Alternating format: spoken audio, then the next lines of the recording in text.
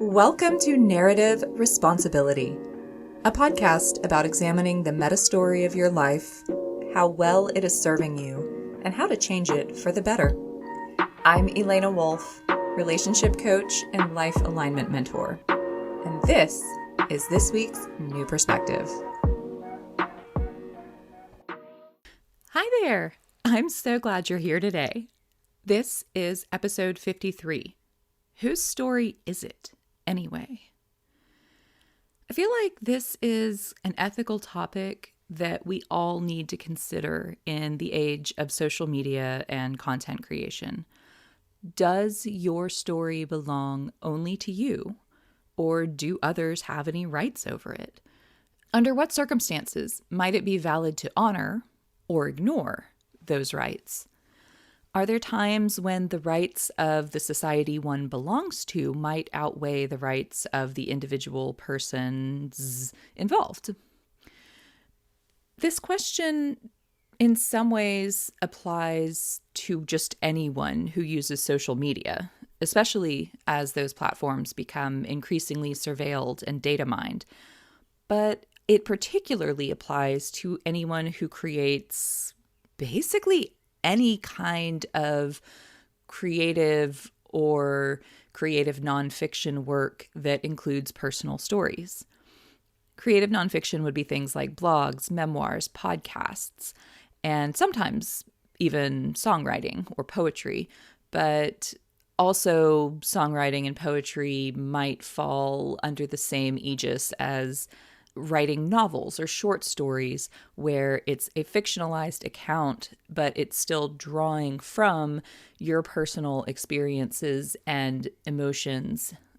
So even if the stories being told are not yours, some of the details are, and that can be revealing.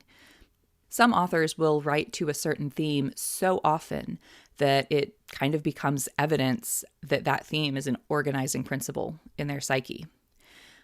Some authors will write to certain experiences in such a way that someone who has had that experience knows instantly if the author did or did not actually experience it for themselves. Our emotional selves are deeply shaped by the way we relate to the world and to others. Certain wounds, for example, cannot come into being without actions or inactions from other people at key junctures in our development. If the only way to develop, say, an abandonment wound was by being or feeling yourself to be abandoned by one or both parents while you were still a child, can you talk about having an abandonment wound publicly without implicating your parents in some kind of relational negligence? I've been wrestling with this topic since I became a coach back in 2020. That point was when I first considered how I wanted to present my reasons for and pathway to becoming a professional development and relationship coach. Because for me, the story of my own relationship wounds and disappointments is an inextricable part of the answer. I came to working as a coach and am now training as a counselor, not as an attempt to resolve my own issues, but rather because I did the work to resolve them and discovered through doing that I have an unusual capacity for this work. I'm very good at both the theory of belief restructuring and the processes of carrying it out. Both skill sets are aligned to my innate energy flows and interests, which means I can do either or both for long periods of time and still be acting within my healthy zone of energy expenditure. And if all of that sounds a little vague, a little okay, but that doesn't actually tell me what happened, where did those hurts occur? And in what relationships? And at what age or ages or phases of life? Well, then you have already landed at the core of this ethical dilemma.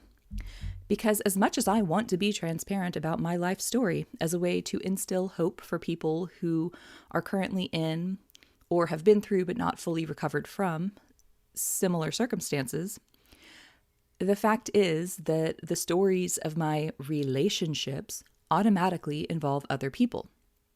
If I share my story, I also share theirs, or at least my version of theirs, which may or may not look very much like their version of their story.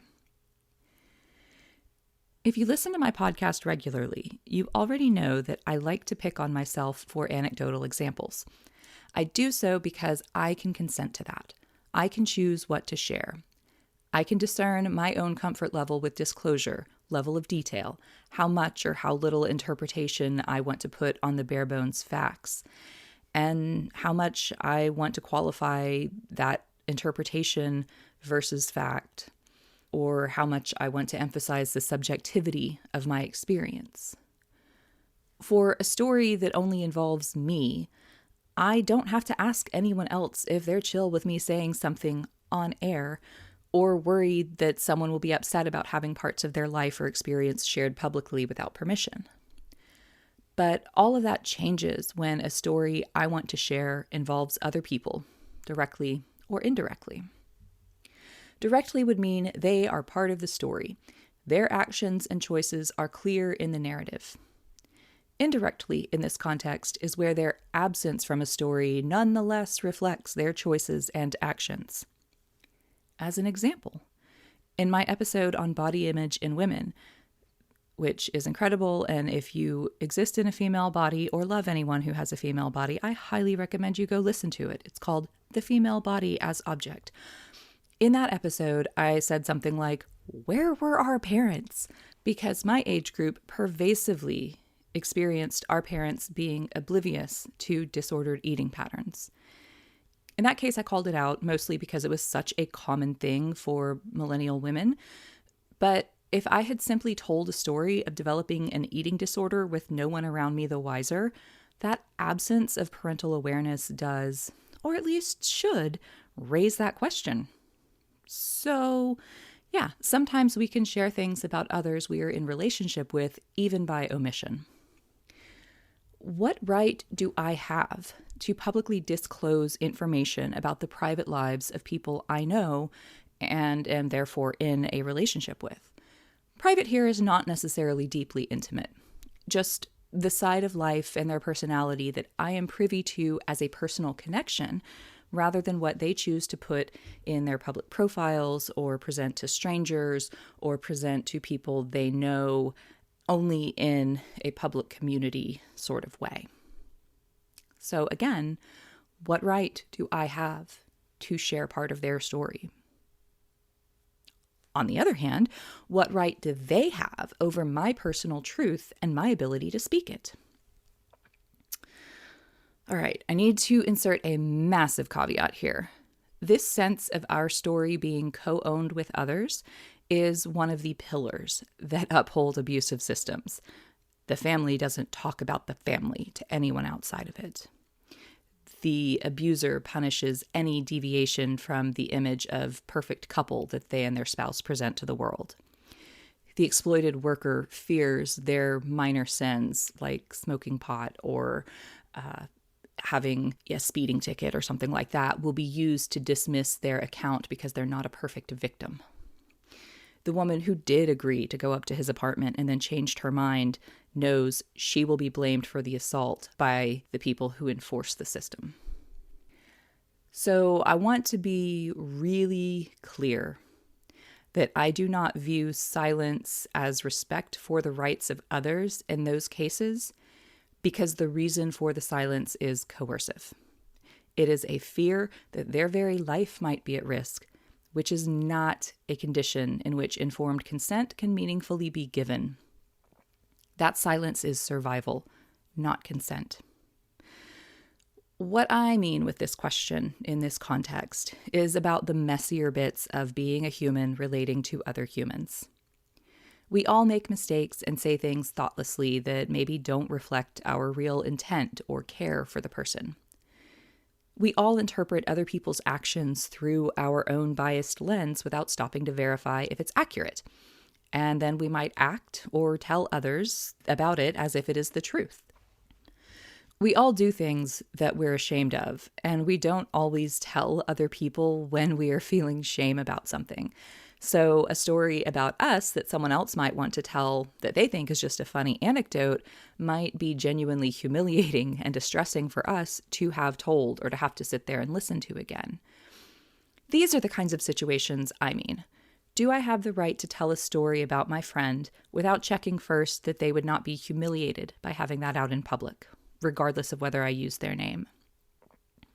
Do I have the right to put my situationship on blast for breaking my heart when he thought we were just friends? Do I have the right to share details of my child's development and interests with people that I wouldn't say it to in a direct message?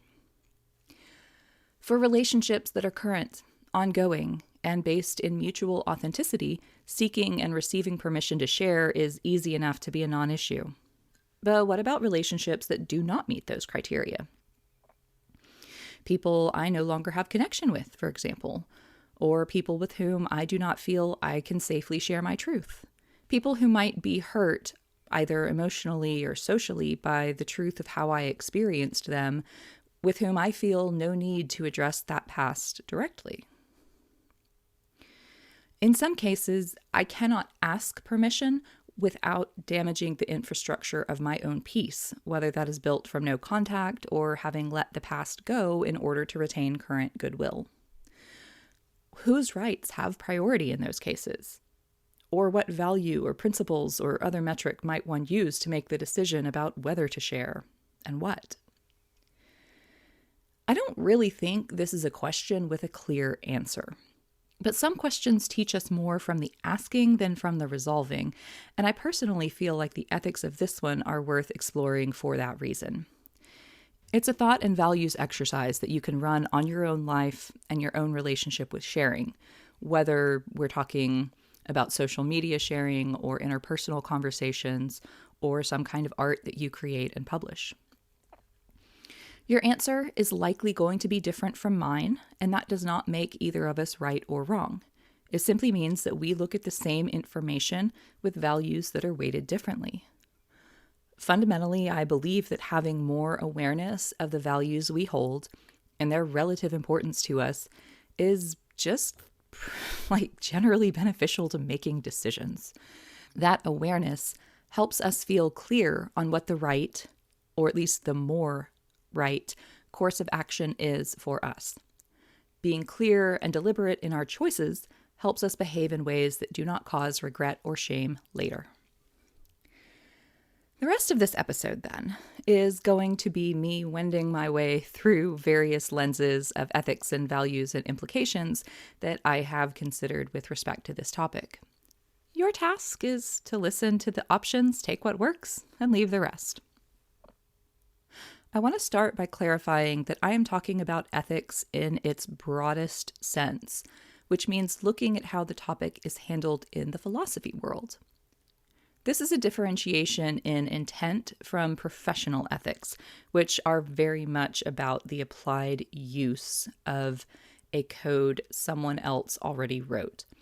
Now, that code of ethics for a profession probably has this type of philosophical base behind it, but once the code is written, the discussion of those ethics becomes about enactment and enforcement of the code, not the code itself and not the principles behind it. Ethics as a discipline looks at outcome first and intention secondarily, if at all. This is because ethics concern our public actions and our duties to other people. Ethics are not an abstract consideration of right and wrong, or the significance of actions that affect only ourself. That is morality. Morality might guide our ethics in some cases, but in others they might be opposing forces. The question of whether and what to share is, in fact, an example of a situation where morals and ethics might be in conflict. I might feel a moral imperative to speak the truth and not to elide or obfuscate details in order for others to be able to come to their own conclusions about me and my experiences without me manipulating the narrative by editing it. But that sits in opposition to the ethical obligation I feel not to share private details of other people's lives without their consent. Which one wins? For some people, the morality is innately stronger. They don't feel this conflict because the impact on others is not a compelling factor for them in making a decision about whether to share their truth. And others may not feel the conflict for the opposite reason. Their decisions are entirely mediated by the impact on others, and their personal truth is unimportant when compared to the safety or comfort of others. For me, it's probably a 55-45 split in favor of ethics and my obligations to other people. Enough for that consideration to win more often than not, but not all the time, and not without protest from my inner moral arbiter. But how would an ethics framework approach answering this question of whose rights win out? Because, of course, do I not also have rights here? Do I not have the right to speak my truth and be perceived with accuracy in my public-facing life? And do not other people than those in my story also have rights? The right to hear the full truth for themselves, for example. Do I not have an obligation to those who follow my work and who might benefit from knowing more details of my story to share it with them? Whose rights win? How do we decide that? Because ethics are outcome-focused, the discipline tends to look at harms and goods from taking a particular action. It also considers the harms and the goods from not taking a particular action. Those are the fundamental courses of action we have: to act in a particular way or not to act in that way. Both are actions.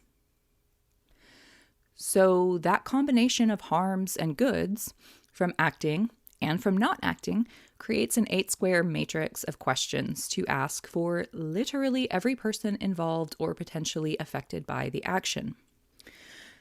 These 8 questions are: what harm is done by taking this action? What harm is avoided by taking this action? What good is performed by taking this action? What good is withheld or compromised by taking this action? What harm is done by not taking this action? What harm is avoided by not taking this action? What good is performed by not taking this action? And finally, what good is withheld or compromised by not taking this action?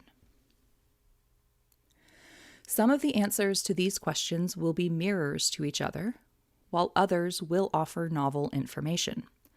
The goal for this step, to kind of filling out this matrix, is to get as complete a picture of the potential consequences as possible. Evaluating and weighing those potential outcomes in order to decide what to do is a separate step. To keep this grounded in the question at hand, I put the question of what sharing private stories does to me and the others involved through this matrix and came up with the following answers.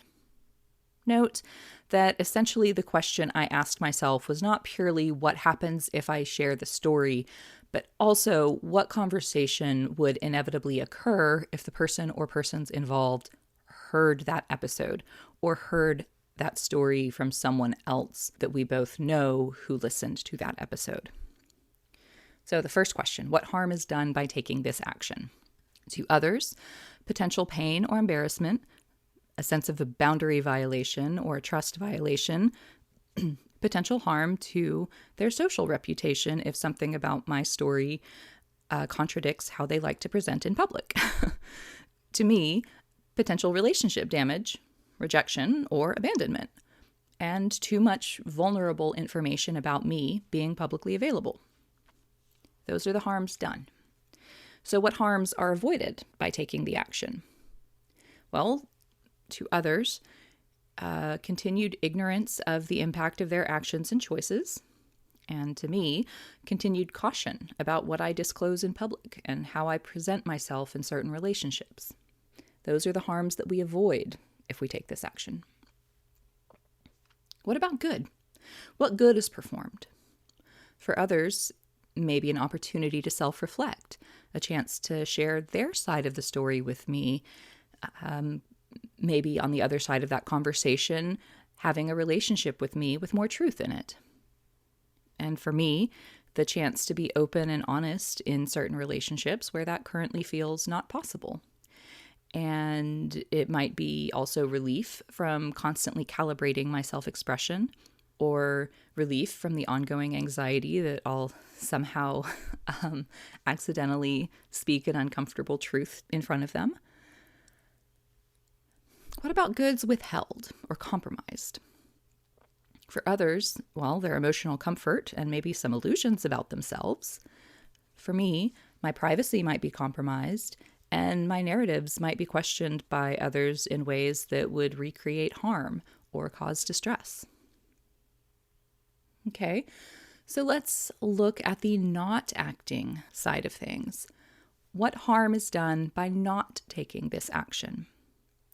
To others, they would be allowed to remain complicit in dynamics which either do or have in the past caused harm that they don't know about. To me, I remain complicit in my own harm. I remain unseen or not understood in certain relationships. I continue to have to hide parts of my truth when I talk about myself in public. What harm is avoided by not taking this action? I think in this case, for me and the others involved, it's the same. The harm avoided would be disruption of the status quo, interpersonal strife or conflict, possibly even total rupture, and hurt feelings on all sides. That's what we avoid by not taking this action. Okay, what about goods? What good is performed by not taking this action? For others, peaceful relationships get to continue. Their contentment with past choices gets to remain intact. For me, peace is retained in those relationships, and the stability, or at least predictability, of the current stasis in those relationships gets retained. That gives me more control over the outcomes and the management of that relationship, and therefore it enhances my own emotional safety in that relationship. That's what's good if we don't act. And finally, what good is withheld or compromised if we do not act, if I do not act? For others and me are again the same here. It would be the chance to connect with the truth between us and have the chance to build a more authentic relationship going forward. Your answers to those questions might be similar, or they might be very different, because both you and the people involved in your stories are different, with different needs and contexts and weights between the various conflicting goods and harms than me and the people in my stories. I hope you can also see how this question does not have an obvious answer, because it's not all harms and no goods, or vice versa, for one course of action or another. There are some harms and some goods for every course of action. Which brings us to the next step in the process. How do we evaluate the costs and benefits when each course of action offers a mix? This reality testing step focuses on the likelihood and degree of harms or goods and the relative importance of them. The qualifying questions I came up with, undoubtedly there are an infinite number of others that are equally valid, include, on the harms side, are any of these harms definitely going to happen? Are any of the harms dangerous enough that even a small chance of them happening justifies avoiding even the possibility of them? Is there a clear and present danger that arises for you or anyone else as a result of these harms? What flow-on secondary harms might stem from these initial ones, and who all might they affect? Is anyone not currently involved at risk of harm if action is taken or not taken? And then on the good side, are any of these goods definitely going to happen? Are any of these goods outcomes that you actually want? Are any of these goods that you want achievable in other ways that do not cause harm or do not cause as much harm? Are any of these goods compelling or necessary somehow for the collective good, like the well-being of people beyond the sphere of yourself and the people involved in the story? I think it's clear just from those questions, that this type of framework puts emphasis on harm reduction or prevention first. And therefore, it is going to naturally favor the current balance over disruption. The unknown often feels inherently risky. In other words, there is a higher potential for harm with the unknown than the known. A different angle that you might want to consider is this: who are you protecting and why? Are you protecting yourself, the other person, another person who could potentially be caught in the middle, such as a parent or a child or a friend who would have to choose between the two of you if there was a falling out or rupture between you and the person involved in the story? Are you protecting a group, like a family unit or a friend group? There are layers to this aspect because protecting someone might also be protecting yourself or a third party that you feel a responsibility to keep safe. So sometimes it might be that, well, I'm protecting person A, but the reason is because that protects person B. I personally find that when I can pinpoint exactly who or what is being protected from harm by a particular course of action, then clarity follows. If, for example, all the harms would be carried by my minor child who is under my protection, then those harms must and will be avoided. Period. There is no longer a question here. Or if the only harms would fall onto myself, then I can make the informed choice about whether to take them on. If the harms to others only become harms by their additional actions in response to this story, then perhaps those are not harms I would need to carry on my conscience even if they came about, because it required the action of another person. It was not inevitable. And there is a line somewhere between protecting others and taking away their choices and autonomy. What if what you're protecting is a family system or a cultural or economic or political system that has caused harm and maybe continues to cause harm to others? Does the harm you do to that entity by speaking out, by speaking your truth, or exposing a story they might want to keep hidden, does that harm actually matter? Or have the enactors of that system invalidated their right to consideration by upholding that harmful system? Does it matter if they understood the harm that they were causing? There's also the matter of why you were doing this protecting. Is it truly your relational role, such as parent protecting child, or are you taking on something that really isn't yours? For example, are you trying to protect a friend or partner who by rights should be an autonomous equal consenting to be and remain in authentic relationship with you without giving them the opportunity to decide for themselves whether they want to be protected? Are you upholding a pattern of familial or cultural silence around certain harms simply because that's the way it was always done? What about your personal truth and your authenticity?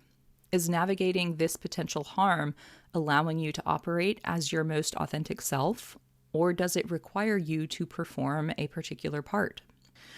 Just because a situation requires performance, by the way, does not automatically invalidate the choice to perform that way. Sometimes safety, whether relational or material, requires it.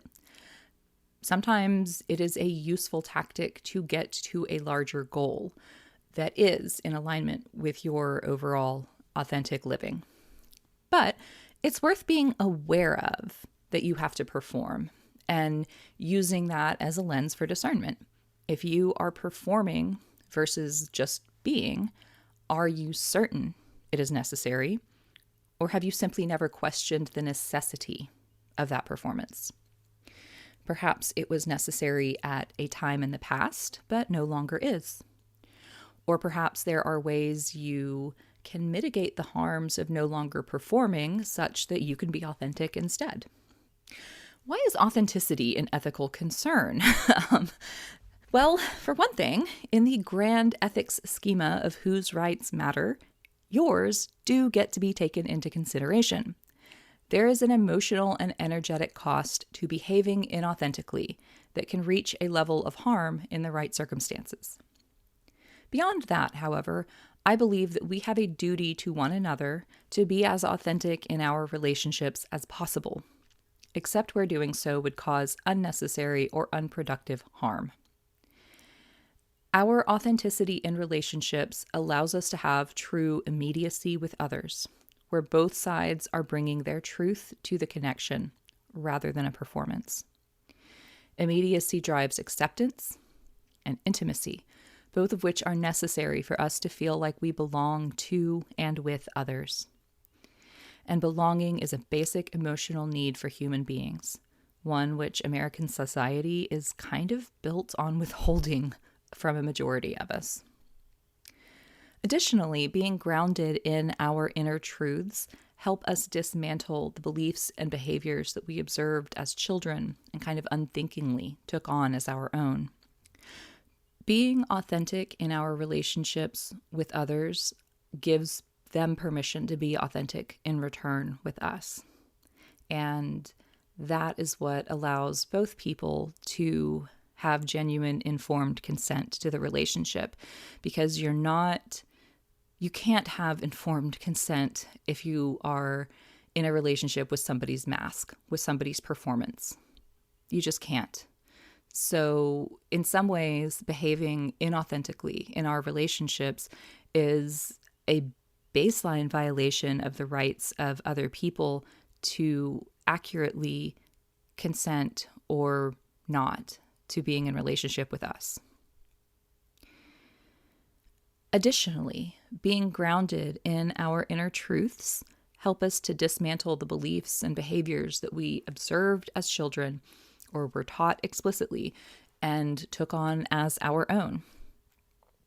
I genuinely believe that we, as individuals, have an ethical duty to eliminate as many of our unconsidered, inherited perspectives as possible, because we are downstream of not just decades, but millennia of extremely biased, inaccurate, self and other harming beliefs and cultural practices that need to pass on from this world and exist no more.